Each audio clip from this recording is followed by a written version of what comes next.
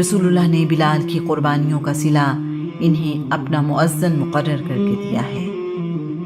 مدینہ منورہ ہجرت کے بعد بلال بیت المال کے انچارج بنے، آج کل کے زمانے کے مطابق وزیر خزانہ۔ آج کا عنوان: لوگ آسان سمجھتے ہیں مسلمان ہونا۔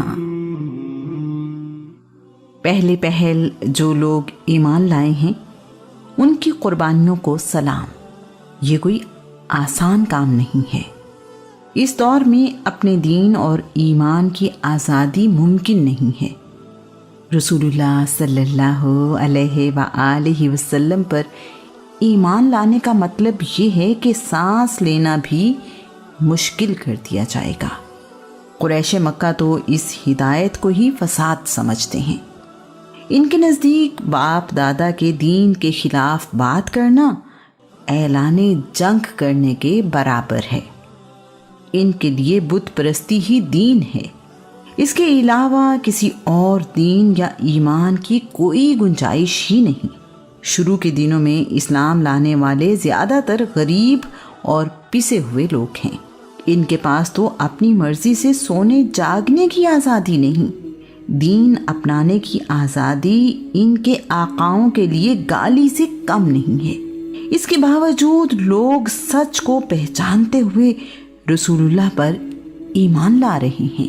مکہ میں سمیہ بنت خبات نام کی ایک عورت رہتی ہے۔ وہ ابو حذیفہ بن مغیرہ کی کنیز ہے۔ یہ ایک دایا ہے جو مکہ کی تمام عورتوں کی خدمت کرتی ہے۔ اپنے ہنر میں اچھی ہونے کے علاوہ خوش مزاج بھی ہے۔ مکہ کے سرداروں کی بیویاں اور بیٹیاں اس سے خوش ہیں۔ یہ نہ صرف بچے کی پیدائش کے وقت بلکہ اس سارے عرصے کے دوران عورتوں کو اچھے مشورے دیتی رہتی ہے۔ کنیز ہونے کے باوجود اس کی حیثیت مکہ میں موجود غلاموں سے بہتر ہے۔ سمیہ دین اسلام میں ہدایت دیکھ کر رسول اللہ پر ایمان لے آئی ہے۔ سمیہ کے مالک ابو حذیفہ نے اسے حکم دیا ہے، تم ہمارے دین پر واپس آ جاؤ ورنہ اچھا نہیں ہوگا۔ سمیہ نے اسلام چھوڑنے سے انکار کر دیا ہے۔ ابو حذیفہ نے اسلام قبول کرنے کی سزا کے طور پر اسے ابو جہل کے حوالے کر دیا ہے۔ ابو جہل کا تعلق بنی مخزوم سے ہے، جو اپنے آپ کو بنی ہاشم کے برابر کا قبیلہ سمجھتا اور ہر حال میں ان کی برابری کرتا ہے۔ رسول اللہ کے اعلان نبوت نے انہیں شدید پریشان کیا ہے۔ انہیں سمجھ نہیں آ رہا کہ وہ بنی ہاشم کو دی گئی اللہ کریم کی اس عظمت کا مقابلہ کیسے کریں۔ اب کیا ہے، ابو جہل تو جیسے پاگل ہی ہو گیا ہے۔ ابو جہل نے سوچ لیا ہے کہ وہ محمد بن عبداللہ اور ان کے ماننے والوں پر ظلم کی انتہا کر دے گا۔ اس نے سمیہ کو بلا کر مارنا پیٹنا شروع کر دیا ہے۔ اس کا صرف ایک ہی مطالبہ ہے، محمد کے دین کو چھوڑ دو۔ ایمان کی روشنی دیکھ لینے کے بعد سمیہ دین اسلام چھوڑنے کا سوچ بھی نہیں سکتی۔ مار کھاتی رہتی ہے لیکن حق کی راہ نہیں چھوڑتی۔ ابو بکر کے علم میں یہ بات آئی تو آپ ابو جہل کے پاس آئے ہیں۔ ابو بکر کہہ رہے ہیں، سمیہ کو میرے ہاتھ بھیج دو۔ ابو جہل نے صاف صاف انکار کر دیا ہے۔ ابو بکر نے قیمت بڑھائی ہے۔ ابو جہل کسی طرح ماننے کو تیار نہیں ہے۔ ابو بکر قیمت بڑھاتے بڑھاتے 100 درہم تک آ گئے ہیں۔ اس زمانے میں 100 درہم ایک بڑی رقم ہے۔ اتنے پیسوں میں کئی غلام یا کنیزیں خریدی جا سکتی ہیں۔ ابو جہل نہیں مانا اور سمیہ کو بیچنے سے انکار کر دیا ہے۔ قریش کی عورتوں کے علم میں آیا ہے کہ ابو جہل سمیہ پر ظلم کرتا اور اسے کوڑے مارتا ہے، تو وہ ابو جہل کے پاس آئیں اور اسے کہہ رہی ہیں، سمیہ کو نہ مارو، یہ مشکل وقت میں ہمارے کام آتی رہی ہے۔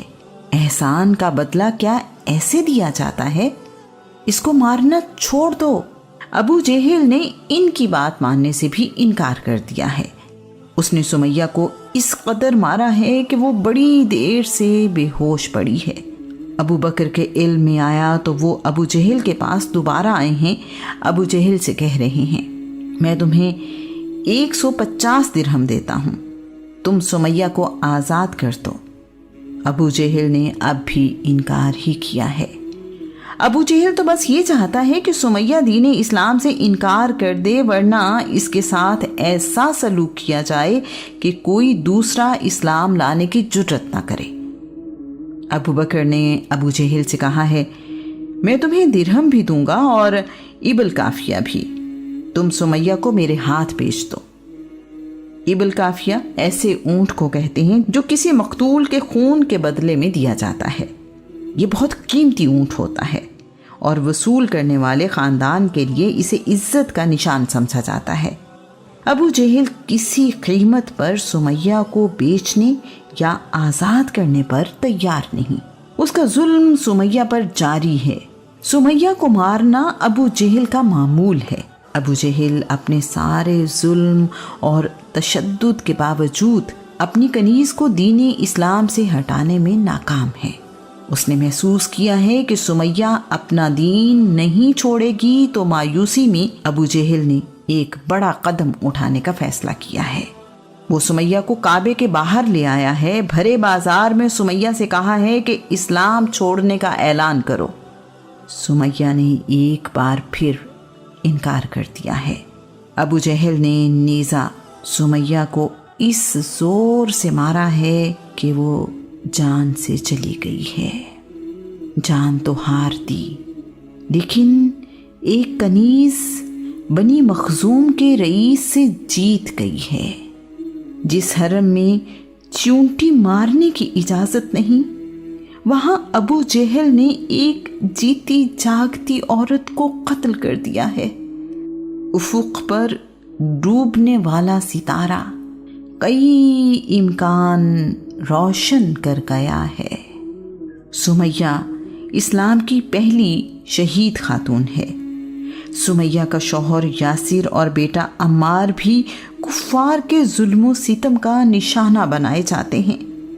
सुमैया के कत्ल के बाद सरदारों ने मशवरा करके ऐलान करवा दिया है, मक्का में किसी गुलाम या कनीज़ को अबू बकर के हाथ बेचने पर पाबंदी है।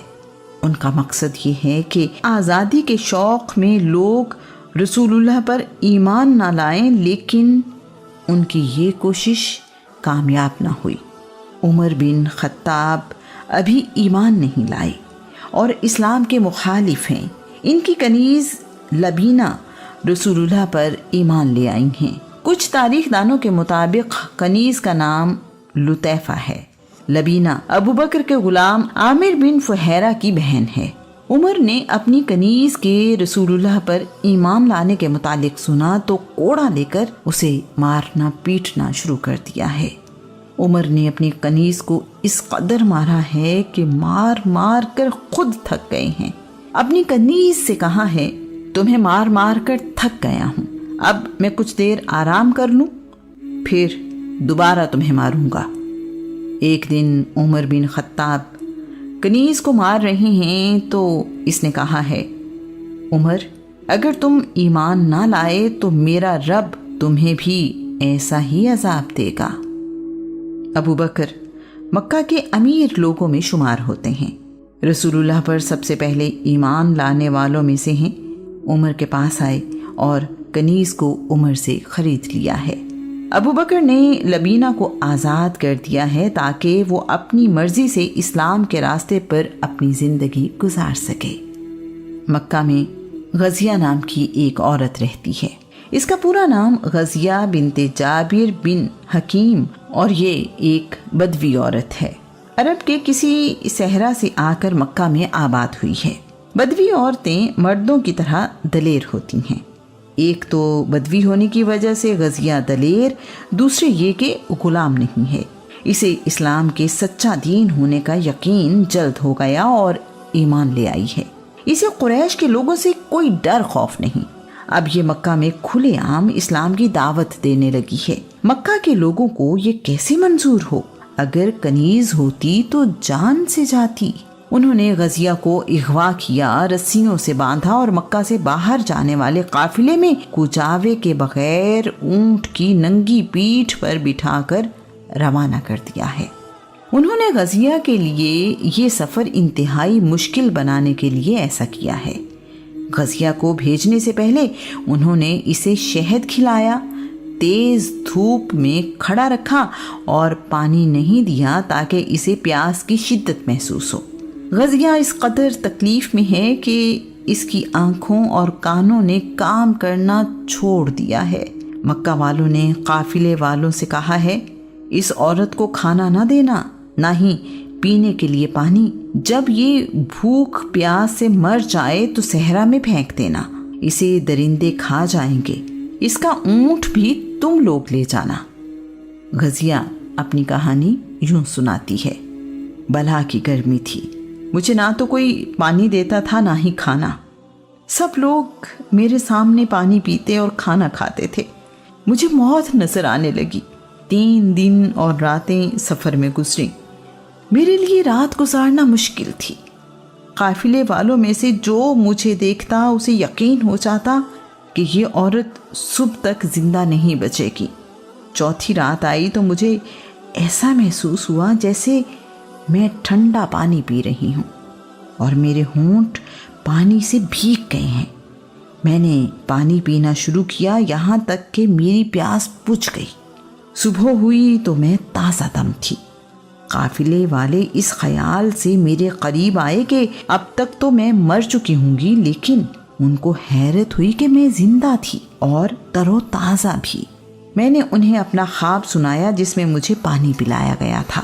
میرے لیے یہ خواب سے زیادہ حقیقت تھی۔ صحرا میں پانی کا ملنا قافلے والوں کی عقل سمجھ سے باہر تھا۔ وہ دیکھ رہے تھے کہ میں ابھی بھی اونٹ کے ساتھ بندھی ہوں، پانی کی مشکیزیں مجھ سے بہت دور ہیں، پھر مجھے پانی کیسے مل گیا؟ میں نے انہیں مکہ والوں کا خود سے کیا جانے والا سلوک اور اس کی تفصیل بتائی۔ قافلے والے میری داستان سن کر بہت شرمندہ ہوئے۔ انہوں نے میرے ہاتھ پاؤں کھول کر مجھے اونٹ پر سوار کرایا، کھانے پینے کا سامان دیا اور مجھے آزاد کر دیا۔ زنیرہ رومیہ نام کی ایک کنیز اسلام لے آئی ہے۔ اس کے مشرک مالک کا تعلق بنی مخزوم سے ہے۔ اس کے مالک کی زندگی تو گزرتی ہی اسلام اور پیغمبر اسلام کی دشمنی میں ہے۔ مالک نے اس قدر مارا کہ زنیرہ کی بینائی ختم ہو گئی ہے۔ زنیرہ کے دل کی آنکھ اللہ کے نور سے روشن ہو چکی ہے، اسے بینائی جانے کی کچھ فکر نہ ہوئی۔ ابو بکر نے زنیرہ کو خرید کر آزاد کر دیا۔ ایک دن ابو جہل کا زنیرہ سے آمنا سامنا ہوا ہے۔ ابو جہل نے اسے طنزیہ لہجے میں کہا ہے، دیکھا ہمارے خداؤں لات اور عزا نے دین چھوڑنے پر تمہیں اندھا کر دیا ہے، کہاں ہے تمہارا خدا جو تمہیں اس مصیبت سے بچائے؟ زنیرہ نے جرأت اور یقین کے ساتھ جواب دیا ہے، ہرگز نہیں، لات و عزا نہ تو فائدہ پہنچا سکتے ہیں نہ کوئی نقصان، فیصلے تو آسمانوں اور زمین کا مالک کرتا ہے، میرا رب ہر چیز پر قدرت رکھتا ہے، وہ چاہے تو میری بینائی لوٹا دے۔ اللہ کریم کو اپنی بندی کے یقین پر پیار آیا ہے، صبح سو کر اٹھی تو بینائی واپس آ چکی ہے۔ قریش یہ دیکھ کر کہہ رہے ہیں، یہ سب محمد کے جادو کا اثر ہے۔ نہدیہ نام کی ایک کنیز اپنی بیٹی کے ساتھ رسول اللہ پر ایمان لے آئی ہے۔ یہ دونوں ولید بن مغیرہ کی کنیزیں ہیں۔ ولید نے انہیں بنی عبدالدار کی ایک عورت کے ہاتھ بیچ دیا ہے۔ ان کی مالکن انہیں طرح طرح کی اذیتیں دیتی اور کہتی ہے، میں کبھی تمہیں ستانے اور اذیتیں دینے سے باز نہیں آؤں گی، جس نے تم لوگوں کو بے دین کیا ہے وہ تمہیں خرید کر آزاد کر دے۔ ایک دن یہ دونوں کنیزیں اپنی مالکن کے لیے آٹا پیسنے جا رہی ہیں کہ راستے ہی میں ابو بکر نے انہیں خرید کر آزاد کر دیا ہے۔ ام عبیس بنی زہرہ کے ایک خاندان میں اسود بن عبد یغوث کی کنیز ہیں۔ اسود ان پر ہر وقت ظلم کرتا ہے، انہیں اس قدر مارا جاتا ہے کہ ان کے لیے اٹھنا بیٹھنا ممکن نہیں رہتا۔ ام عبیس کا جرم اسلام قبول کرنا ہے۔ ام عبیس کو بھی ابو بکر نے خرید کر آزاد کر دیا ہے۔ بلال حبشی کی والدہ کا نام حمامہ ہے۔ یہ سارا خاندان ہی غلام ہے۔ حمامہ رسول اللہ پر ایمان لے آئی ہیں۔ حمامہ کا مالک بھی ظالم ہے۔ ان کا مالک ان کو ہر طرح کی اذیتیں دیتا اور اسلام چھوڑنے کے لیے ان پر دباؤ ڈالتا رہتا ہے۔ یہ نیک عورت اپنے بیٹے کی طرح اسلام پر قائم ہے۔ ابو بکر نے انہیں بھی خرید کر آزاد کر دیا ہے۔ غلام اور کنیزیں اسلام لاتے رہے اور ابو بکر اپنی حیثیت کے مطابق انہیں خرید کر آزاد کرتے رہے۔ ابو جہل غریب اور بے بس لوگوں کو رسول اللہ پر ایمان لاتے دیکھ کر بڑے تکبر سے کہتا ہے، تم ان غلاموں اور لونڈیوں کو دیکھ کر حیران نہیں ہوتے کہ یہ کس طرح محمد کی پیروی کرتے ہیں؟ یہ اتنا بھی نہیں سوچتے کہ محمد کے دین میں کوئی بھلائی ہوتی تو کیا یہ ان پڑھ جاہل غلام اور کنیزیں اسے قبول کرنے میں ہم سے آگے ہوتے؟ کیا ہم آگے بڑھ کر اس دین کو ان سے پہلے قبول نہ کر لیتے؟ اسلام لانے والے تمام لوگوں کے ساتھ اسی طرح کا سلوک کیا جا رہا ہے۔ کسی سے اس کی بیوی چھین لی گئی ہے تو کسی عورت سے اس کا بچہ۔ کئی ماں باپ اپنے بچوں سے محروم کر دیے گئے ہیں۔ وہی لوگ جو پہلے اپنے قبیلے والوں کے لیے بہت اچھے اور عزت والے تھے، ایمان لاتے ہی ان کی زندگیاں عذاب بنا دی گئی ہیں۔ ایسے ہی کئی لوگ مارے بھی گئے ہیں۔ رسول اللہ پر ایمان لانے والوں نے سخت ترین ظلم سہتے ہوئے بھی اسلام سے منہ نہیں موڑا۔ وہ اس بات پر مطمئن ہیں کہ اللہ نے انہیں ایمان کی دولت عطا کی ہے۔ ایمان لانے والوں پر ظلم و ستم کچھ دن نہیں بلکہ کئی سال تک جاری رہا۔ قریش مکہ کی ساری کوششیں ضائع ہوئیں اور اسلام دن بدن پھیلتا چلا گیا۔ سب سے اہم بات یہ ہے کہ شروع کے سالوں میں اپنے غلاموں، کنیزوں اور رشتہ داروں پر ظلم کرنے والے بعد کے دنوں میں خود بھی ایمان لے آئے۔ یہی ایمان اور ایمان لانے والوں کی فتح ہے۔ یہ شہادت گہے الفت میں قدم رکھنا ہے۔ لوگ آسان سمجھتے ہیں مسلمان ہونا۔ اس کے بعد خباب ایک غلام ہیں۔ یہ لوہے کے کام کے کاریگر ہیں۔ انہیں تلواریں، نیزے، تیر اور ڈھالیں بنانے میں مہارت حاصل ہے۔